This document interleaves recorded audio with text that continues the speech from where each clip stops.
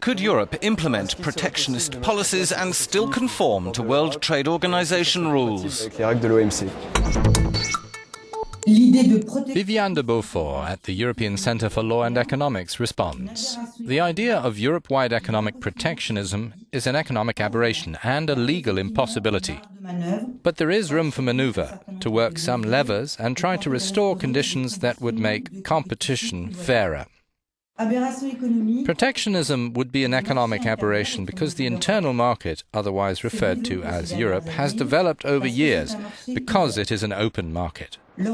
Europe needs to stay open because it is dependent on some crucial imports, not only its raw materials and its energy supply, but also investments.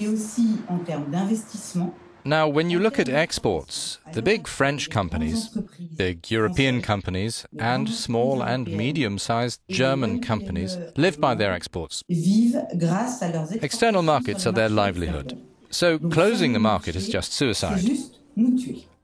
Legally speaking, we are all partners, ever since the General Agreement on Tariffs and Trade, and then the World Trade Organization, which means respecting rules. However, the phenomenon of globalization, with the rise of emerging economies, the evident continuation of the dominance of the American dollar, and the competitive devaluation of China's currency, all put us in difficult competitive circumstances. So what can Europe do? We have some legal instruments, such as the principle of community preference, which we don't use often enough.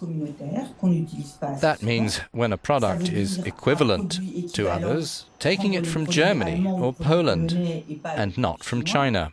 There are legal tools we can work on which are acceptable to the World Trade Organization. Then there's the question of counterfeiting, the fight against faked goods, the question of fighting against subsidizing, because when companies in third countries are subsidized, they can dump their goods in our markets at below production cost here with no problem. And there's the question of opening up international public sector markets, and the question of laws on direct international investments. In a nutshell, there is room for maneuver. Protectionism, no, our companies must be made more competitive. How can we give them a boost?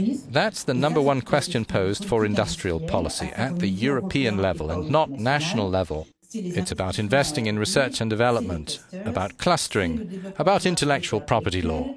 And it's about finally adopting a common European patent after 20 years of various efforts. Europe still has to work on that. If you'd like to ask a question, visit our website.